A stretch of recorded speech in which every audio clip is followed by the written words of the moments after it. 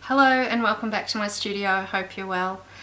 The past episodes have had quite blurry images using this camera that I'm filming on at the moment, so I've decided to upgrade my equipment. I've bought a new stand and I've also upgraded my phone, so I'll use the camera on there. So I'm hoping the quality will really be picked up for you all. And so let's swap to that and see.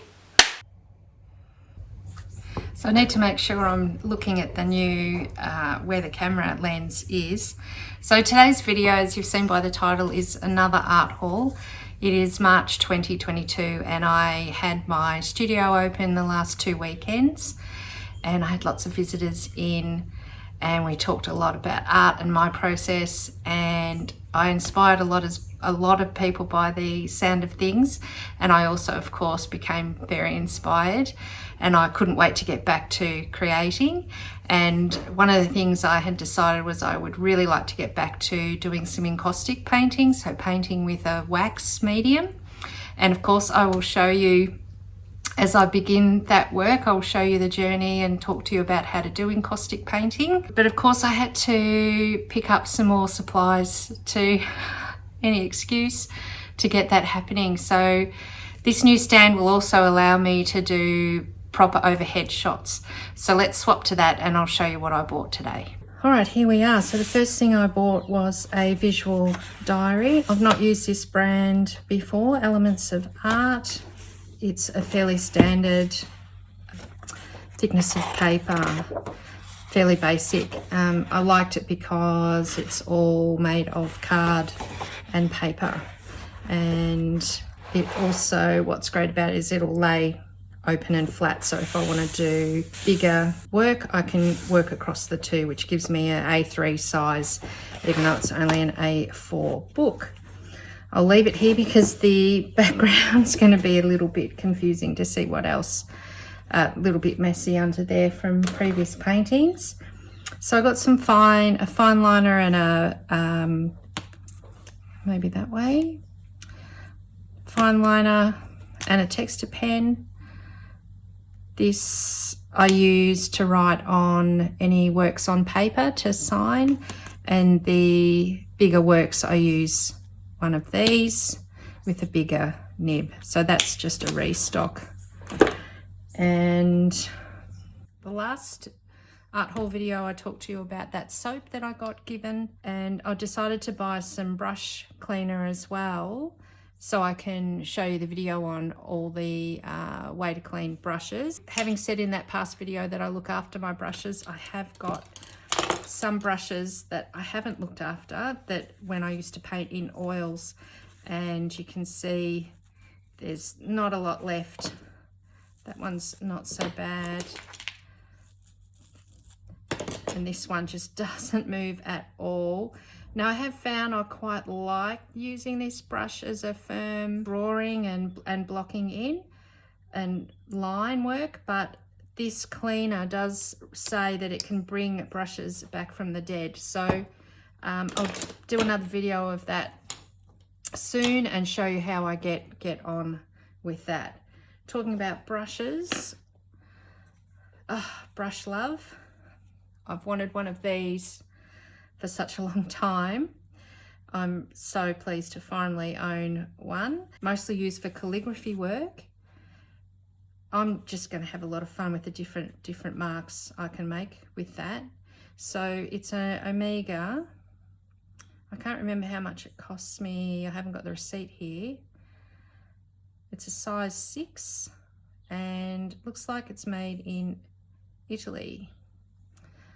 So that'll be fun. The other brushes that I picked up were these. They're a Japanese style. These ones are actually made in Taiwan. And they're really, really great for encaustic work. And I'll explain more when I do an encaustic video, but you need to have timber handles and some sort of proper non-synthetic bristles. And I don't know if you can see just how soft they are. So I've picked up a couple of those, and they're quite fascinating the way they're made and bound, so there'd be glue in there, but still quite natural. And yeah, really lovely. So that'll be exciting. The other thing, because of encaustics, I've picked up some more of these oil sticks. So they're paint in a stick, made in France by Sennelier, or however the French would pronounce that. So I've got light blue, it just says. Light blue. This one's antique white. It's rouge. I've got a ochre clear, flesh ochre. Naples yellow, which is quite a rich yellow actually for Naples yellow. It's generally paler, so that'll be fun. Prussian blue, and I also, from previously shopping, and this is melted a little bit in the studio, that's a umber, a gold, copper, and this is some sort of turquoise. Yeah, turquoise. So they're basically oil paint in a stick, a bit like an oil pastel, but they are actually paint, and they harden off like this. You can see that this one's become quite sticky on the end, but they do tend to get a casing on them, and all you do is shave that casing off, depending on how deep it's dried out.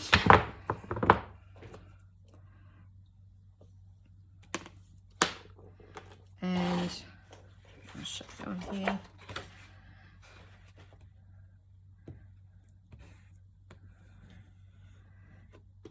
And then that's basically how they work. Obviously I need to continue to shave that edge as well.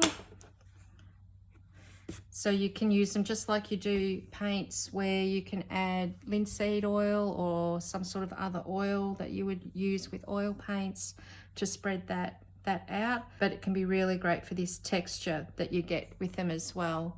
I'll be using them in my encaustic work, and I'll show you the application when I make that video. And the last thing, oh no, two more things. Again, for encaustics, bought these are clay tools and they're, again, I don't know whether the camera is picking up that rough edge. So they're basically a blade for dragging across wet clay for shaping. These are really great for adding texture to encaustic work and cleaning up the edges and smoothing down the surface. So a few different shapes there. Again, I'll show you properly how you use all of these in future videos. And then the last thing I bought was a collection of powdered pigment. I've opened one, so I want to make sure that I don't tip it up too much. So I've not used this brand before. They're a water-based pigment.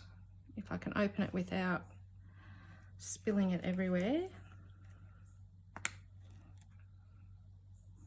This one's called Sea Green, and I'll show you in a sec how you use them. So I've got a sea green, which looks orange, but it's absolutely beautiful color when it's out and painting. The other colors I got was sandstone, yellow ochre, dark brown, and a rose red. They didn't have the blue that I wanted. This sandstone's also an interesting color. When you think sandstone, you think it'd be something, you know, like the antique white there, but it's got this really rich looking color to it. So let's get a little bit on the paper and have a look how they work. straight on here. Let's get a brush. Spritz your paper using a dry brush, picking up a little bit of pigment, tapping it on. So that is the sandstone, and then you can also work it into like a watercolor. But isn't this really, really lovely? Let's mix a little bit of the sea green in there.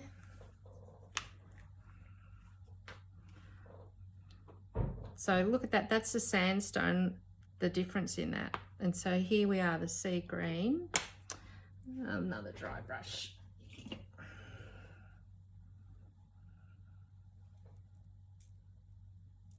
Ooh, look at that.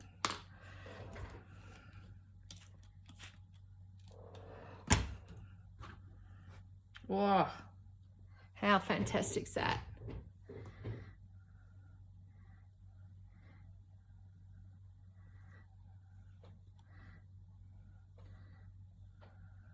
So you can make it into paint. It's very, as you can see, you don't need a lot. Look at the richness in that color with just a few specks.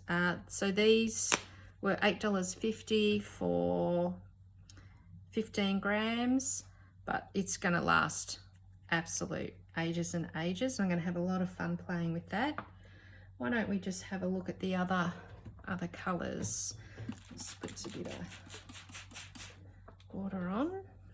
This is the rose red, really rich. See if we can just get a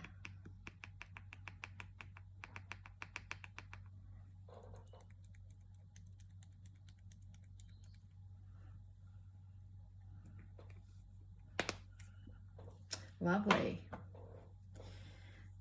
dark brown. That's what the dark brown looks like. Just a bit, come on.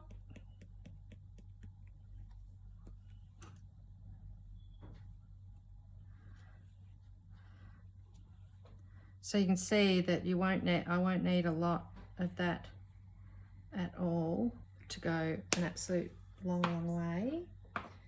And yellow ochre was the other one that I bought. That's the yellow ochre. And where we took a bit of that. There we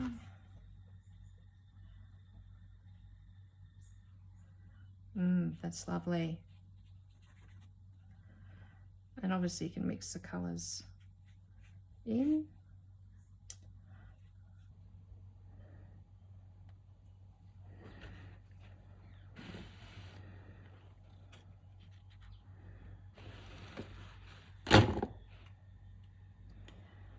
So that's super cool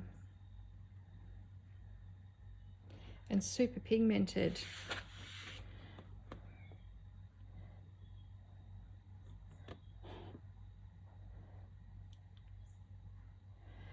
And it's going to be heaps of fun. Okay, that's our video for today. My advice to you is buy the best art supplies you can. Upgrade your art supplies, upgrade your art.